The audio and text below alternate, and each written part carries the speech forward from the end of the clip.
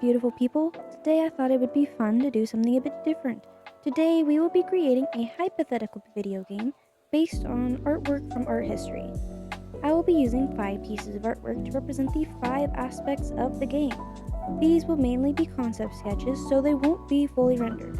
But if the video does well enough, maybe I'll make a part 2 where I iron out the designs more and make fully rendered drawings. The rules I've given myself for this challenge is I won't be using a stylus while I'm drawing, and all the artworks I use has to represent a god or supernatural being.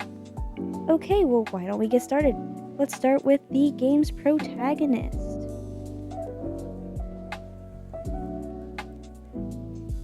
For the protagonist, I wanted to base it off of Buddha, specifically these 2 Buddha statues. The main inspiration for this character was the story of Buddha, how he was a prince who knew nothing of the world until he left and realized how the world wasn't perfect, and that there was disease and illness. This made him want to go on a journey for enlightenment. Essentially, as the protagonist, this character's story would be essentially the same. I imagine this would be a fantasy RPG where you can slightly customize your character's clothes, hair, and face. As you go through the game, you will collect more customization options and items. The goal of the game would be to learn about the world, walk amongst the people, help defend the people from vengeful yokai, and eventually reach enlightenment. I chose to make the protagonist look like it could be a male or a female because of the way Buddha is described. Buddha is described very feminine looking despite the fact that he is a prince and referred to as he. Because of this, I didn't want the character itself to really have a gender. So just like how Pokemon always asks you, are you a boy or a girl at the beginning of the game, this game won't really do that. You can choose to customize your character to look either more feminine or more masculine, but the game won't actually give it a gender label. I wanted to make the protagonist's clothes look very humble looking as well, because of the fact that Buddha did basically give up all of his personal belongings in looking for enlightenment. I want to do something similar for the protagonist itself. So the clothes on the left side are basically just like a basic t-shirt and some ragged pants, whereas the clothes on the right side look a little bit more like what you would normally see Buddha wearing, with the nicer looking garments. I still wanted to keep the clothes very much, it could be worn by a male or a female, and that's what the majority of the clothing in this game would be, like very gender hiding clothes.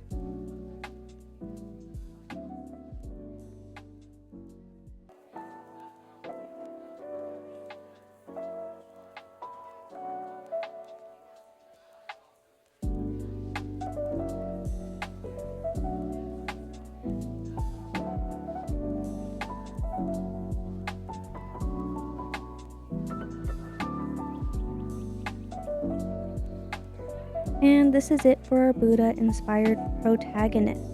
Next, we will be making the side character. This is the character that will be going with you on your journey. They are going to be trying to accomplish their own goals, but will be helping you in the process. This character will be inspired by Shiva. I was mainly inspired by how Shiva is sometimes depicted or seen depending on where you read your resources. Specifically how a lot of people represent or think of Shiva like specifically just a destroyer, when in reality he is a destroyer and a creator. I wanted to lean into that aspect for this character. So this character would be like a creator and a destroyer, but there would be rumors about him only being a destroyer, and because of that, some townspeople might fear him or dislike him for that. So he would be going on a journey to prove those rumors wrong and show people that he is a good person and he is here to help, not just destroy. This character would be like a mentor or a teacher for the player. He would show you the main mechanics and explain how the yokai problem is going on and how to deal with them. He would also have a very dance-like combat style. I tried to depict that with the pose I gave him. He would also be able to manipulate fire, only because Shiva is usually depicted with like a ring of fire or destroying things with fire and creating fire. So I thought that would be fitting for his character as well.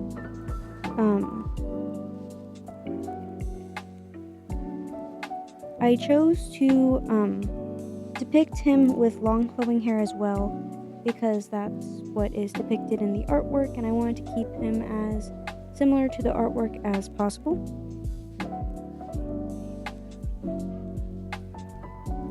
He would go along with the player character, trying to achieve his goal while also helping the player achieve their own. So he would go along with you throughout the whole journey as your partner.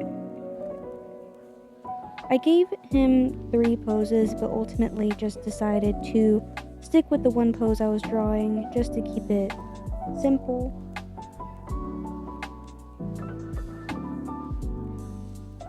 Also, I noticed that in the statue and a lot of other artwork depictions, Shiva has the lotus ears that Buddha also has, so I decided to add that to his character design as well.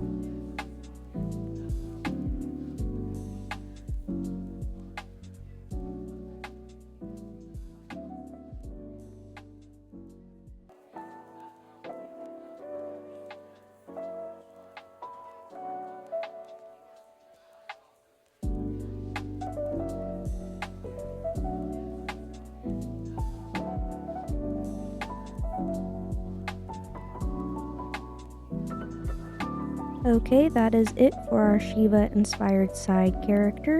Next, we will be exploring the main held item that you will be concerned with in the game. This item is based on the golden figure pendant, which is thought to be representing a god or a deity for a certain culture. This held item would allow the player to fly and get places easier. This item would be something that you would find early on and learn how to use, while you also learn about different held items you can get in the game. I chose for the ability to fly because of the bat and butterfly-like wings on the gold figure. For the design of the item, I went for a necklace with a yellow stone, which I didn't color it, but if I were to color it, it would be a yellow stone. The stone would be surrounded by gold metal wings. I also tried to make the joints holding the stone look almost like fangs, and I made the joints that would hold or connect to the chain, would look like horns. These would symbolize the gold figure.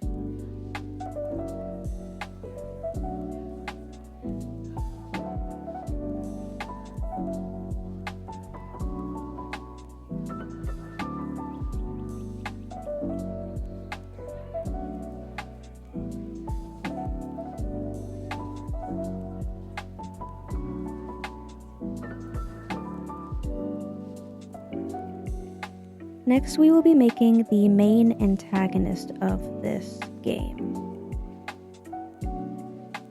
For the main antagonist, I wanted to base it off of a yokai, specifically the ghost of Awa.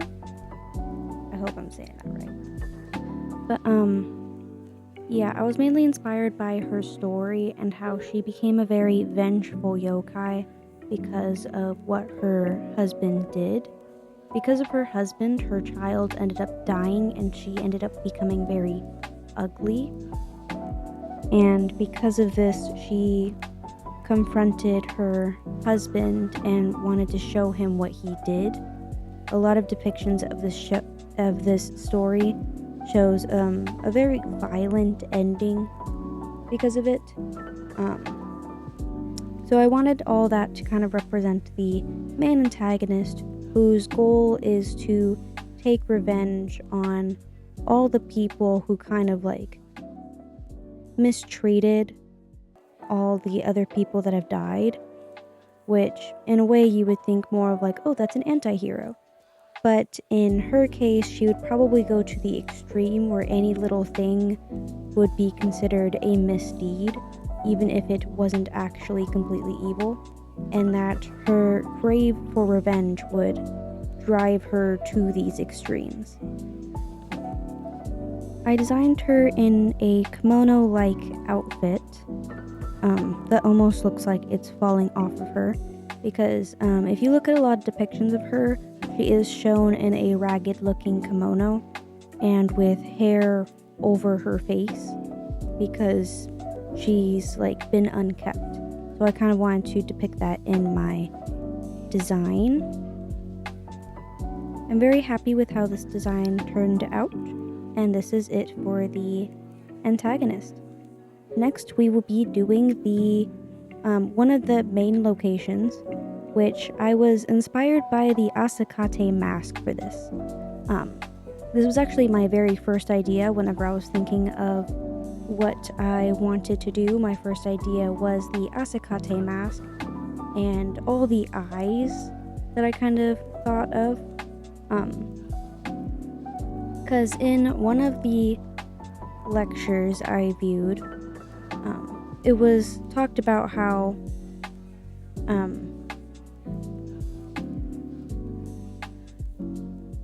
during the procedure, the pain would cause the people to kind of almost feel like they're, one, being watched by Asakate, and two, the pain would kind of make them feel like they're seeing like swirlies or bright colors that almost look like eyes. I also got inspired by the Asakate mask's like very distinct looking eyes as well. So because of that, I wanted to make a location that is just covered with eyes, where you can't go anywhere without being watched in this location. So it would be almost like a dark cave with all these neon colored eyes everywhere. And there would be like 3 specific really big eyes. One on the ground that the player would have to stand on top of, one on the back wall that would be staring directly at the player itself, and one on the ceiling looking down upon the character. The player would have to go here in order to complete a certain quest or mission. Specifically, this location would be known in the game as when heroes enter this cave, they either leave as a hero or they don't leave at all. I also wanted to create almost like this pond at the bottom of this ledge that is made up of the tears of all the eyes staring at you and of all the heroes from before you. I made an extra illustration of if I were to render this cave, what I would hope to make the eyes look like, so I placed that on the screen as well. Well, I hope you enjoyed this video. Leave a like or a comment on any artwork you think I should include in my next one, and maybe I might make a part 2. Hope you enjoyed. Have a great day.